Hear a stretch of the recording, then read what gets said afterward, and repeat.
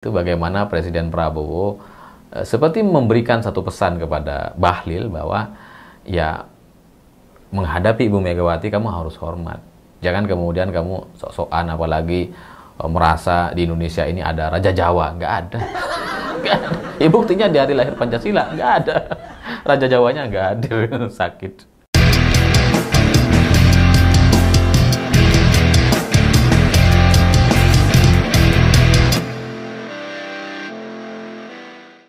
Selamat malam semuanya. Di upacara hari lahir Pancasila kemarin sepertinya ada yang luput dari pantauan netizen gitu, karena semuanya terfokus kepada pertemuan antara Ibu Mega dengan Presiden Prabowo. Padahal ada satu momen yang menurut saya ini unik sekali ketika Presiden Prabowo sengaja memanggil Bahlil.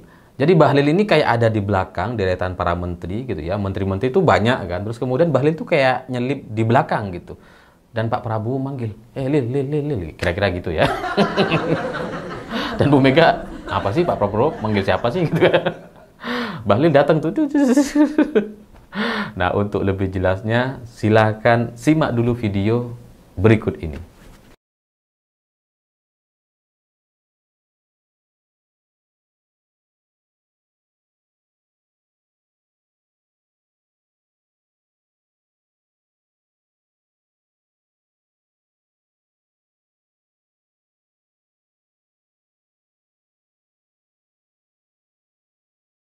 Nah, jelas kan? Ini unik gitu, karena kita jadi penasaran sebenarnya Pak Prabowo ini mau ngapain gitu, karena Bahlil ada di belakang tuh. Dipanggil, ditungguin, Lil. Dan setelah Bahlil muncul gitu ya, mukanya lumayan tegang. Kayak, wah apa ini? Dia nggak rileks dan nggak cengengesan lagi gitu ya, nggak seperti biasanya. Dan dia, ya siap. Dan entah apa yang disampaikan oleh Presiden Prabowo, pada intinya kalau kita lihat dari video tadi, itu Bahlil ya setelah itu kan nunduk kepada Ibu Megawati, memberikan penghormatan. Setelah itu Pak Prabowo ya lanjut jalan dengan Ibu Megawati, lanjut melaksanakan kegiatan. Dan ini menarik karena kalau kita ingat-ingat hubungan atau antara Bahlil dengan Ibu Megawati ini kan tahun lalu sempat beberapa kali berbalas pantun gitu. Jadi berbalas komentar gitu ya di media, karena Bahlil ini kan sebelumnya videonya viral gitu ya ketika memuji-muji seorang Jokowi gitu ya. Hati-hati dengan Raja Jawa ini, canggih sekali, ini serem, bisa kualat kita, pokoknya gitulah. Pokoknya menjunjung tinggi Jokowi yang diklaim sebagai Raja Jawa gitu. Dan Ibu Mega kemudian jadi penasaran, masa sih Indonesia punya Raja Jawa? Kita nggak kenal.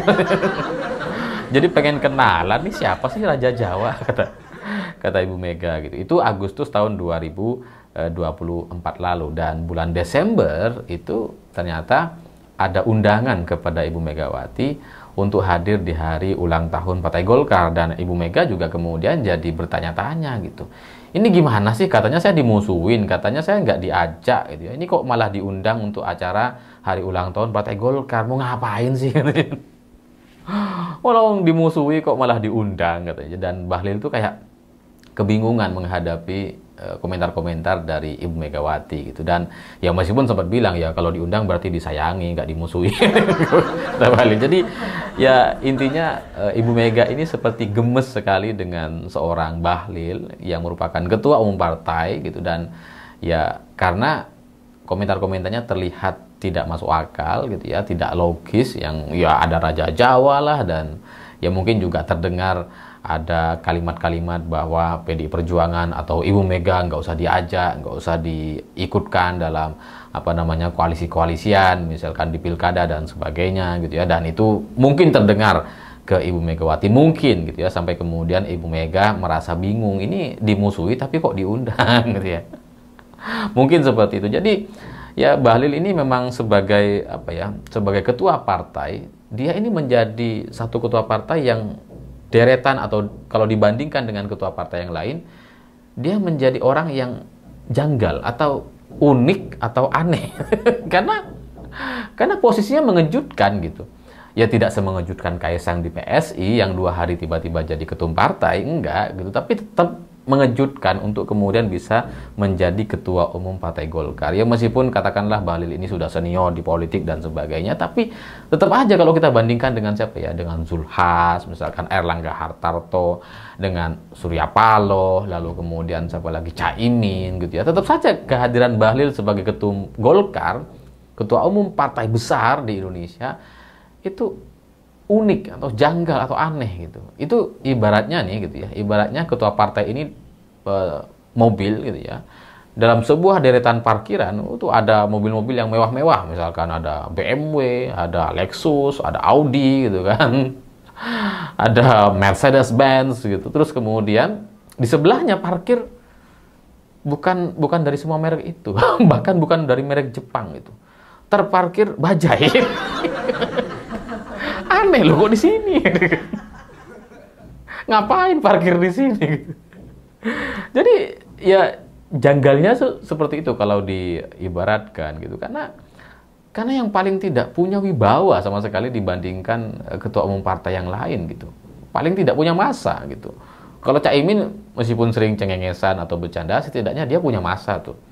Dan kalau Surya Paloh kan berwibawa gitu. Zulhas setidaknya ya ucapan-ucapannya tuh tidak senyeleneh Bahlil lah, atau kalaupun ada tidak sebanyak Bahlil.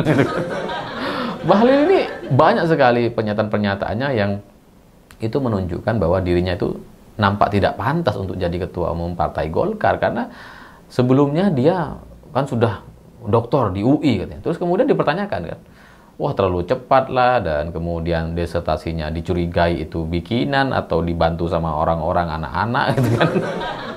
Jadi status Dr. Bahlil di UI itu ya sudah tapi belum.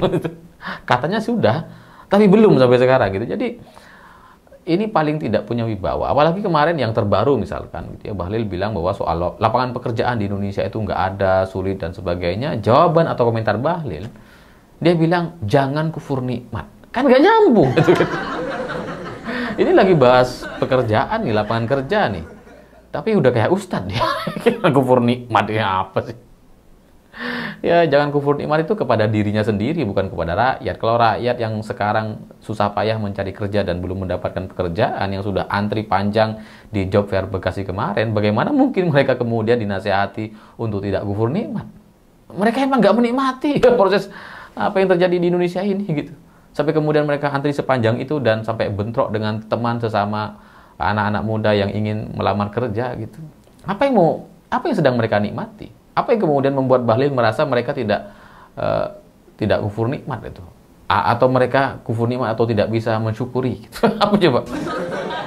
Jadi komentar-komentarnya tuh selalu tidak pas. Coba kalian perhatikan, setiap kok Bahlil komentar pasti ada yang nggak pas tuh.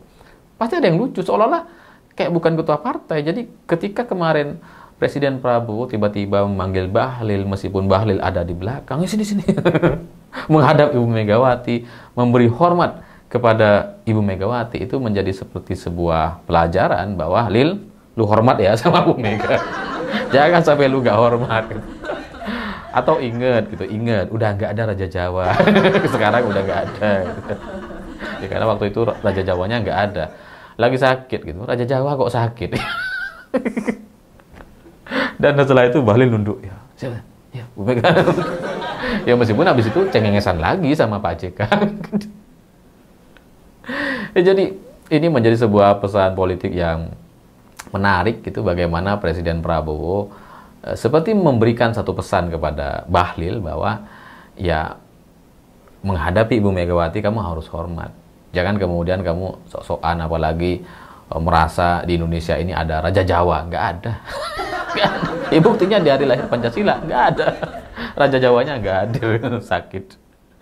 Dan ya meskipun sebagian orang akan bilang bahwa ya Bahlil tetap saja bagaimanapun setidak pantas apapun tetap saja menjadi ketua umum Partai Golkar. Iya memang gitu, tapi ketika dia dipanggil sama Presiden Prabowo kemarin untuk menghadap Ibu Megawati, itu kan semakin menunjukkan bahwa emang nggak ada wibawanya orang ini. Tapi ya bagi Presiden Prabowo, bagi Gerindra, bagus Golkar punya ketua umum partai yang begitu. Ya tidak terlalu menonjol, tidak terlalu berwibawa, sehingga tidak ada peluang bagi dia untuk menjadi saingan. Iya kan? Kalau kalau Bahlil kan nggak mungkin lah dia jadi capres ataupun cawapres. Mungkin nggak sih? Nggak mungkin ya. Siapa ya? Siapa yang mau tertarik gitu? Rasanya ya semoga nggak mungkin gitu. Karena kalau sampai Bahlil jadi cawapres, wah itu sulit sekali untuk kita membayangkan. Dan cara Bahlil menghadap Ibu Megawati yang nampak kebingungan atau seperti nunduk-nunduk saja itu menunjukkan bahwa memang powernya itu nggak ada apa-apanya, dan itu kelihatan sekali gitu. Memang mungkin dia sesama ketua partai, dia ketua partai besar bernama Partai Golkar, tapi ya di hadapan Ibu Megawati bukan siapa-siapa. Mungkin sesama ketua umum partai, tapi secara ketokohan ya Bahlil jauh lah.